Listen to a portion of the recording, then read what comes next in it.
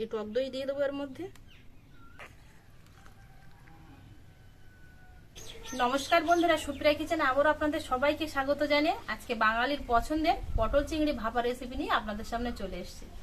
পটল চিংড়ি ভাপাটা বানাবো কিন্তু একদম খুবই সহজে, যা প্রত্যেকেই বাড়িতে বানাতে পারবেন। তো প্লিজ বন্ধুরা আপনারা পুরো ভিডিওটা প্রথমের থেকে শেষ পর্যন্ত দেখবেন, আশা করছি আপনাদের ভালো লাগবে। পটল চিংড়ি ভাপার জন্য এখানে আমি পটল নিয়েছি। এই পটলগুলো আগে ছাল ছাড়িয়ে কেটে ধুয়ে নেব। পটলটা ছাড়ানোর আগে এ সাইডে কিছু মশলা নিয়েছি, জলে ভিজিয়ে রাখবো। শুকনো লঙ্কা, কাঁচা লঙ্কা, সাদা সর্ষে, কালো সর্ষে আর পোস্ত একসাথে একটা পাত্রের মধ্যে নিয়ে জল দিয়ে ভিজিয়ে রাখবো।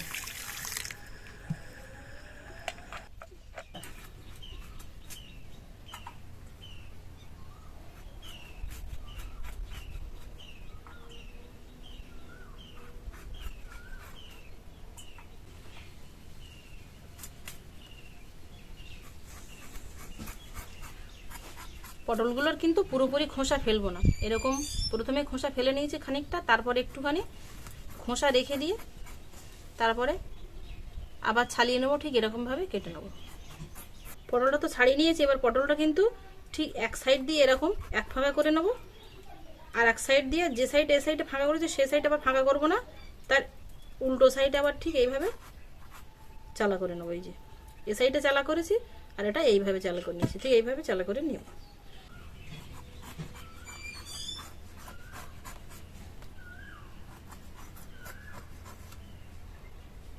কেটে নিয়েছি, এবার পরিষ্কার জল দিয়ে 2-3 বার ধুয়ে নেব। পটল চিংড়ি বানানোর জন্য এখানে আমি চিংড়ি মাছ নিয়েছি, একটু ছোট সাইজের চিংড়ি মাছ নিয়েছি, তবে আপনারা কিন্তু ছোট বড় যেরকম সাইজের হোক চিংড়ি মাছ নিতে পারেন।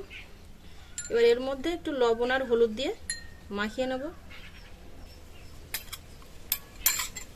7টা পটলের জন্য এখানে আমি 150 গ্রাম চিংড়ি মাছ নিয়েছি। চিংড়ি মাছটা কিন্তু আপনারা কম বেশিও করে নিতে পারেন, বা বড় সাইজের যে চাবড়া চিংড়িগুলো সেগুলোও নিতে পারেন, তবে আমি একটু ছোট সাইজের নিলাম। চিংড়ি মাছটা মাখিয়ে নিয়েছি, এবার বাকি মশলাগুলো যেগুলো আমি ভিজিয়ে রেখেছিলাম সেগুলো শিলে বেটে নিয়ে আসবো। জলটা ছেঁকে কিন্তু একদম কমিয়ে নিয়েছি, আর ভিজে দেখুন কত সুন্দর নরম হয়ে গেছে, প্রায় 1 ঘন্টার মতো ভিজে আছে। তো শিলে বাটতে কিন্তু সুবিধা হবে এরকম ভিজে থাকে। এবার এর মধ্যেই আমি 1/2 চাকা ছোট নারকেল কুচি নিয়েছি, এই নারকেল কুচি একসঙ্গে দিয়ে শিলে বেটে আনবো।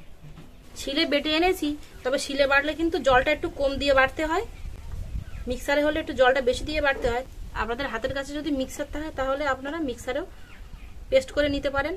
এবার এর মধ্যে আমি একটু শিল ধোয়া জল দিয়ে সামান্য একটু হালকা করে নেব।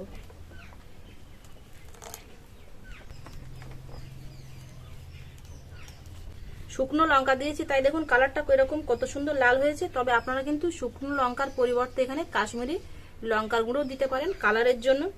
মশলাটা রেডি করে নিয়েছি, এবার পটলটা গরম তেলে একটু ভেজে নেব। উনুনটা ধরিয়ে কড়া বসিয়ে দেবো পটল ভাজার জন্য। গরম কড়ায় দিয়ে দেবো সর্ষের তেল, ধুয়ে রাখা পটলগুলো দিয়ে ভেজে নেব।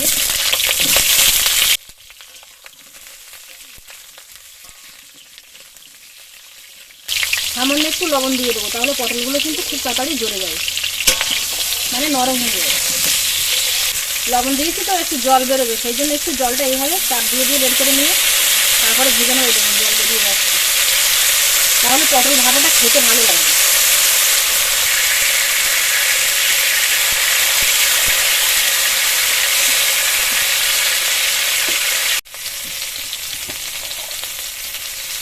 পটলটা ঠিক এরকম হালকা লাল করে ভেজে নিয়েছি, দেখুন এবার তুলে নেব।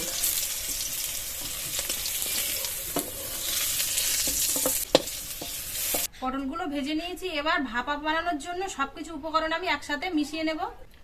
পটল চিংড়িটা আমি কিন্তু টিফিন কোটে ভাপাবো না, খুব সহজভাবে এরকম প্লেন বাটিতেই ভাপাবো। তো এই বাটিতেই আগে থেকেই আমি মশলা রেডি করে নিয়েছিলাম, এর মধ্যেই বাকি উপকরণগুলো দিয়ে মিশিয়ে নেব।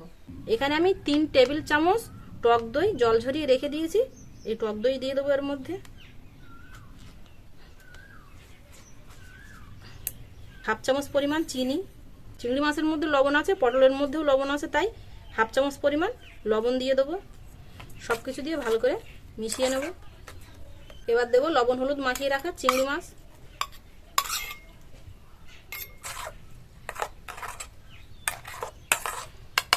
আর এখানে যে পটলগুলো ভেজে রেখেছিলাম সেই পটলগুলো এবার দিয়ে দেবো।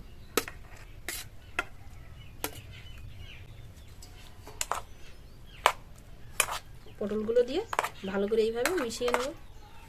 এর ওপর দিয়ে দেবো সর্ষের তেল, আর দিয়ে দেবো 3টে কাঁচা লঙ্কা। সবকিছু মিশিয়ে নিয়েছি, এবার উনুনে ভাপাতে বসিয়ে দেবো। এর মধ্যে জল দিয়ে দেবো পরিমাণ মতো। এর মধ্যে আমি একটা স্ট্যান্ড বসিয়ে দেবো। এবার বাটিটা বসিয়ে দেবো। বাটিটা কিন্তু এরকম অর্ধেকের একটু বেশি ডুবে আছে। এখানে একটা সরা নিয়েছে, হাঁড়ির সরা, এই সরাটা চাপা দিয়ে দেবো। হাঁড়ির সরাটা এমনভাবে চাপা দিতে হবে যেন এরকম কানার সাইড দিয়ে ফাঁকা না থাকে, সরাটা যেন এরকম গায়ে লেগে থাকে, মুখোমুখি পুরো এরকম। এবার এর ওপরে নোড়া চাপা দিয়ে দেবো, তাহলে চেপে থাকবে। এবার এই অবস্থাতেই আমি উনুনের আঁচটা জোরে দিয়ে 20 থেকে 25 মিনিট ভাপিয়ে নেব। আমি উনুনে ভাপিয়ে নিচ্ছি, তবে আপনারা কিন্তু গ্যাসের জ্বালাও বাটিটা বসিয়ে প্লেন 5 থেকে 7 মিনিট ভাপিয়ে নিতে পারেন, তাহলেও কিন্তু হবে। 20-25 মিনিট মতো হয়ে গেছে। এবার চাপাটা খুলে দেখবো কেমন হয়েছে পটল চিংড়ি ভাপাটা। আর জলটাও কিন্তু কমে কিন্তু একদম বাটির নিচে চলে গেছে। ভাপাটা হয়ে গেছে, এবার নামিয়ে নেব। চিংড়ি ভাপাটা দেখুন দেখতে কতটা সুন্দর লাগছে।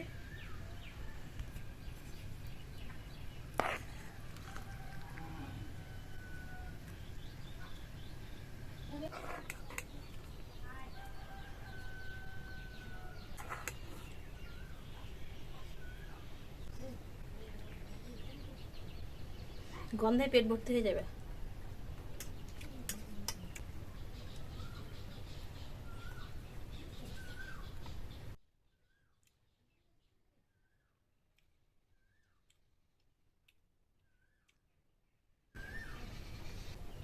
দারুণ হয়েছে।